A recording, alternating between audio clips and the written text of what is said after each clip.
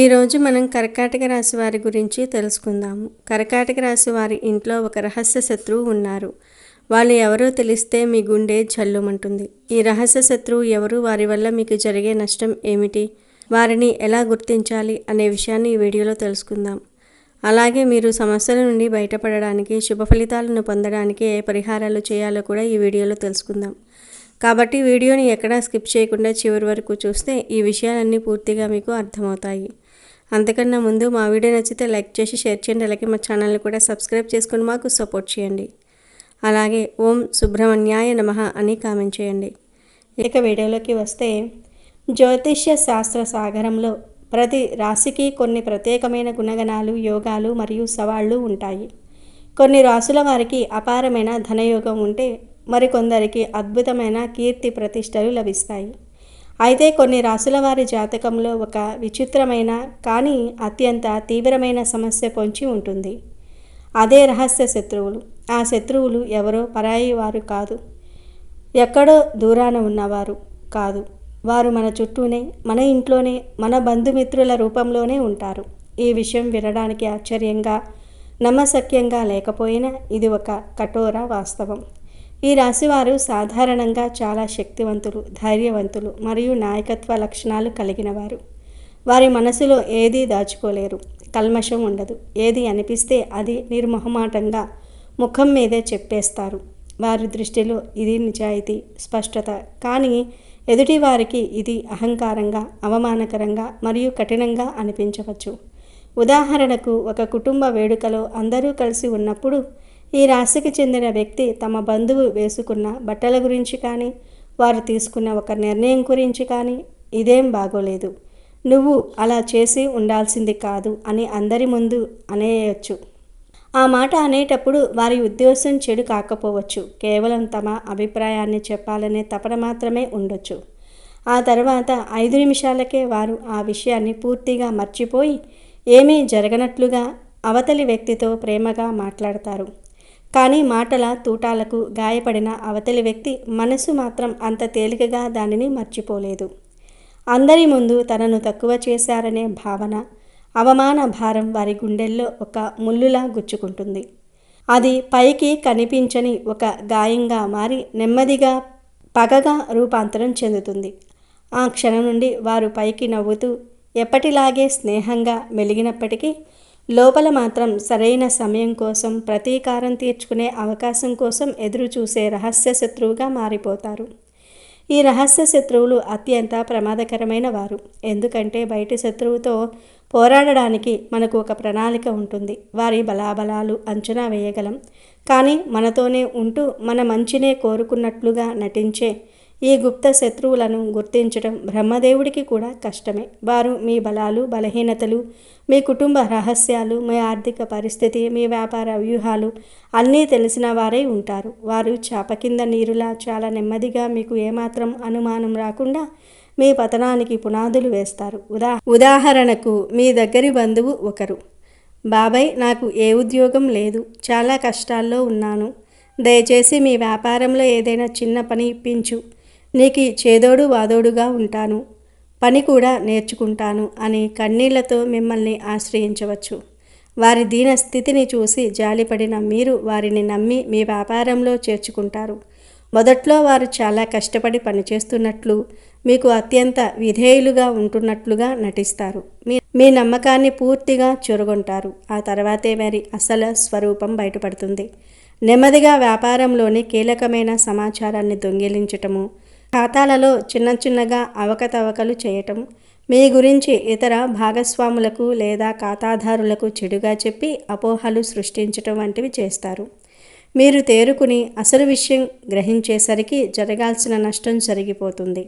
మిమ్మల్ని ఆర్థికంగా, సామాజికంగా పూర్తిగా దెబ్బతీసి మీ పతనాన్ని కళ్ళారా చూసే వరకు వారికి శాంతి ఉండదు. వారి మనసులోని పగ చల్లారదు. కాబట్టి ఈ రాశివారు తమ కోపాన్ని, దుడుకుడుతనాన్ని, దుడుకుడు స్వభావాన్ని, మాట తీరును అదుపులో ఉంచుకోవటం అత్యవసరం. ఎదుటివారితో మాట్లాడే ముందు ఒక్క క్షణం ఆలోచించాలి.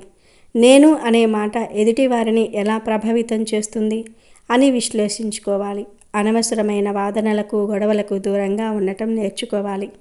మీదే తప్పని తెలిస్తే అహంకారాన్ని పక్కన పెట్టి క్షమాపణ అడగడానికి వెనుకాడకూడదు. దీనివల్ల సంబంధాలు నిలబడటమే కాకుండా శత్రువులు ఏర్పడే అవకాశమే ఉండదు. ఒకవేళ ఇప్పటికే శత్రువులు ఏర్పడితే వారిని గురించి, వారి ప్రభావం నుండి మిమ్మల్ని మీరు కాపాడుకోవటం చాలా ముఖ్యం. దీనికి కొన్ని సులభమైన కానీ అత్యంత శక్తివంతమైన ఆధ్యాత్మిక పరిహారాలు ఉన్నాయి. ఈ పరిహారాలు పాటించడానికి పెద్దగా ఖర్చు చేయవలసిన పని లేదు.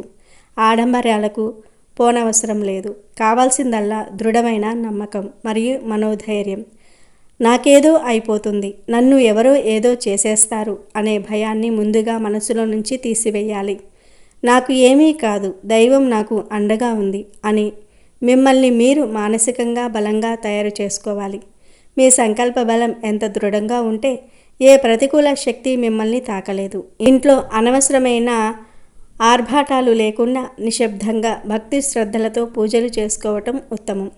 ముఖ్యంగా ఈ రాశివారు ప్రతి మంగళ, శనివారాలలో మరియు పౌర్ణమి రోజున హనుమంతుని ఆలయాన్ని సందర్శించుకోవాలి. హనుమంతుడు శక్తికి, ధైర్యానికి ప్రతీక. ఆయనను ఆరాధించటం వల్ల కుజ, శని గ్రహాల వల్ల కలిగే దుష్ప్రభావాలు తొలగిపోతాయి.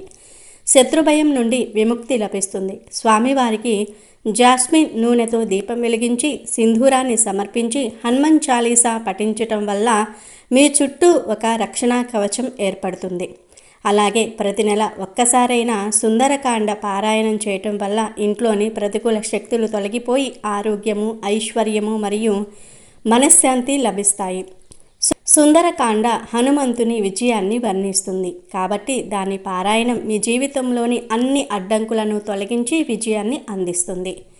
సుబ్రహ్మణ్య స్వామి ఆరాధన కూడా శత్రువుల నుండి రక్షణ పొందడానికి ఒక అద్భుతమైన మార్గం. సుబ్రహ్మణ్యుడు దేవతల సైన్యాధిపతి, శత్రు సంహారకుడు. ఆయనను పూజించటం వల్ల మీ అంతర్గత శత్రువులైన కోపము, అహంకారము నశించటమే కాకుండా బాహ్య శత్రువులు కూడా మీ దరికి చేరలేరు. గురువారాలు శ్రీ మహావిష్ణువును పూజించటం వల్ల శత్రువులు కూడా మిత్రులుగా మారే అవకాశం ఉంది.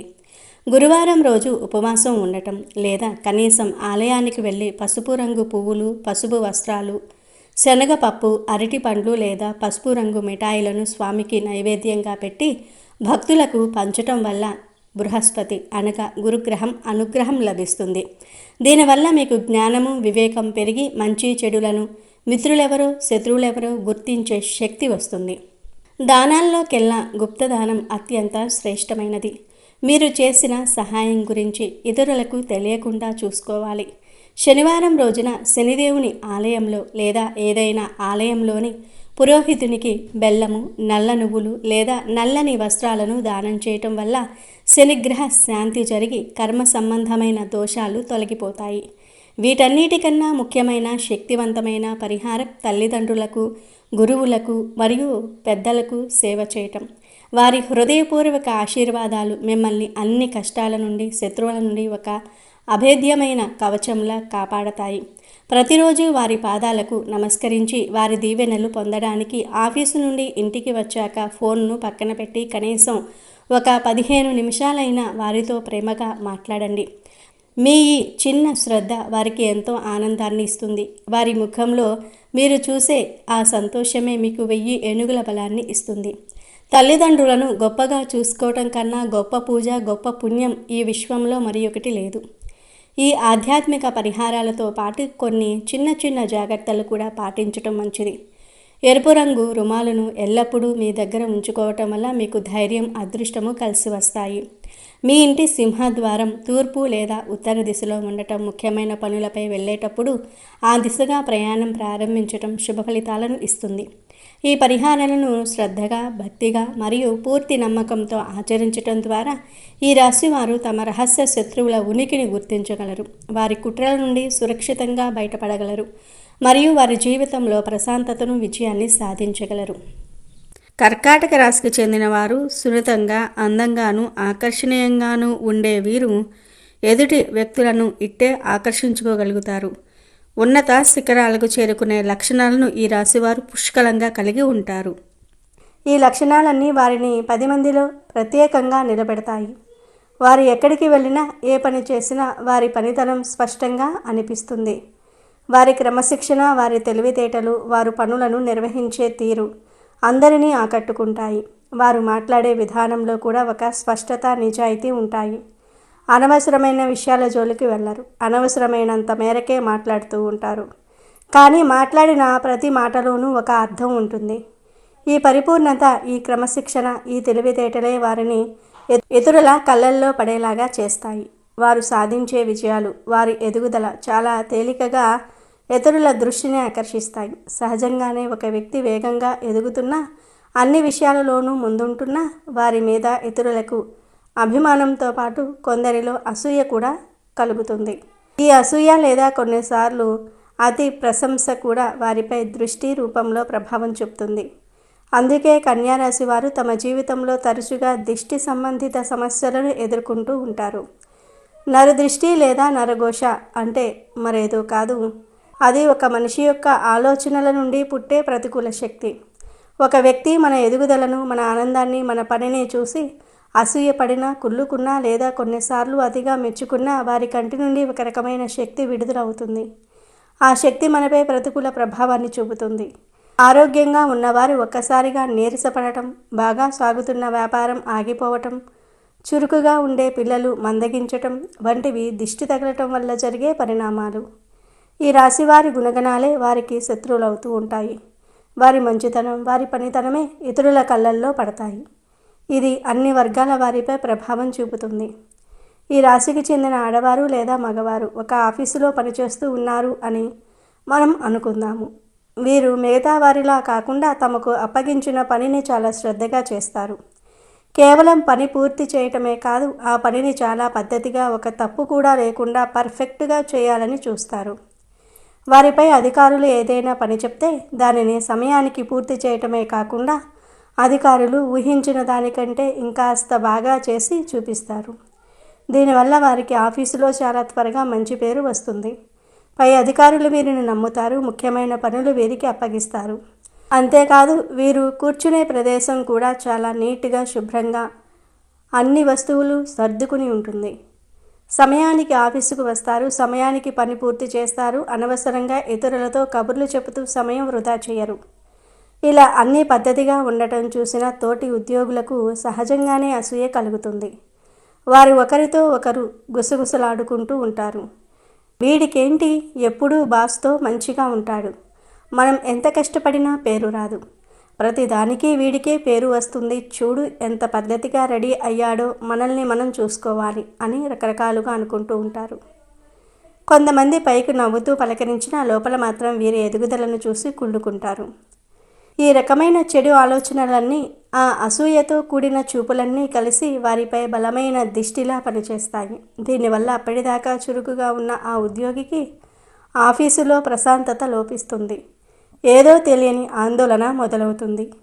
వారు ఏ తప్పు చేయకపోయినా కొన్నిసార్లు చేయని తప్పులకు కూడా నిందలు పడటం, అందరిలో మాట పడటం, రావాల్సిన ప్రమోషన్ లేదా జీతం పెంపు చివరి నిమిషంలో ఆగిపోవటం జరుగుతుంది. ఉదయం ఉత్సాహంగా ఆఫీసుకు వచ్చినా అక్కడ కూర్చోగానే ఉన్నట్టుండి నీరసంగా అనిపించటం, తలనొప్పి రావటం లేదా చేస్తున్న ముఖ్యమైన పని మీద ఏకాగ్రత అనగా ఫోకస్ కోల్పోవటం వంటివి జరుగుతూ ఉంటాయి. ఇప్పుడు ఈ రాశి వారు ఒక వ్యాపారం పెడితే అందులో కూడా వారి పద్ధతి స్పష్టంగా కనిపిస్తుంది. వీరు తమ దుకాణాన్ని లేదా ఆఫీసును ఎప్పుడూ శుభ్రంగా ఉంచుతారు. ఏ వస్తువు ఎక్కడ ఉండాలో అక్కడే చక్కగా సర్ది పెడతారు. లెక్కల విషయంలో చాలా చక్కగా, ఖచ్చితంగా ఉంటారు. కస్టమర్లతో చాలా మర్యాదగా, ఓపికగా మాట్లాడడం చేస్తారు. నాణ్యమైన సరుకును అమ్ముకుంటారు. వారి మంచి పద్ధతుల వల్ల వ్యాపారం కొద్ది కొద్దిగా పుంజుకోగానే చుట్టుపక్కల ఉన్న పోటీ వ్యాపారుల కన్ను వీరిపై పడుతుంది. వారి దగ్గరకే జనం అంతా వెళ్తూ ఉన్నారు. వాడేదో కొత్తగా చేస్తున్నాడు, మనం వ్యాపారం దెబ్బతింటోంది అని లోపల కుళ్ళుకుంటారు. వాళ్ళ చెడుచూపు వీరి వ్యాపారంపై పడుతుంది.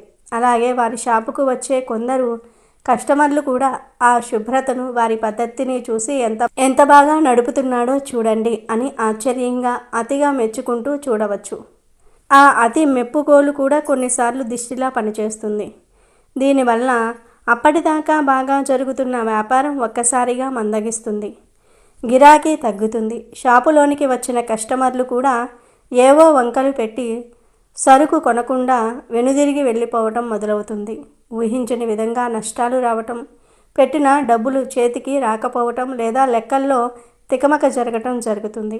క్రమంగా ఆ వ్యాపారం మీద యజమానికే ఆసక్తి తగ్గిపోవటం, షాపు తెరవాలనిపించకపోవటం వంటివి జరుగుతూ ఉంటాయి. ఇక ఈ రాశికి చెందిన పిల్లల విషయానికి వస్తే మీరు చదువులో చాలా చురుకుగా ఉంటారు.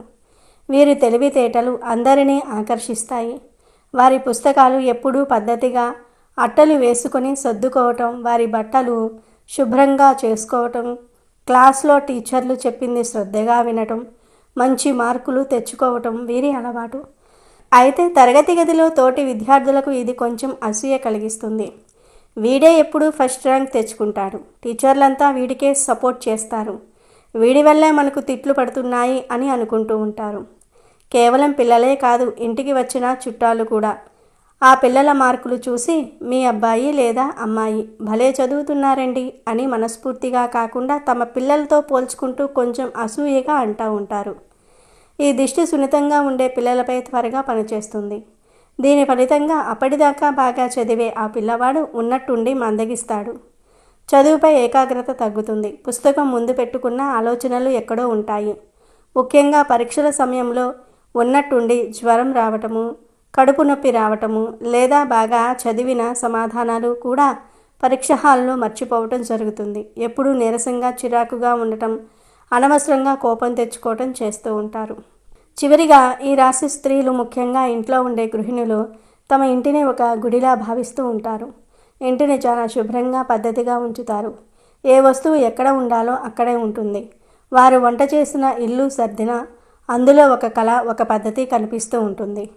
ఇలాంటి సమయంలో వారి ఇంటికి వచ్చిన బంధువులు, చుట్టుప్రక్కల వారు వారి పనితనాన్ని, ఇంటి శుభ్రతను చూసి ఆశ్చర్యపోతారు.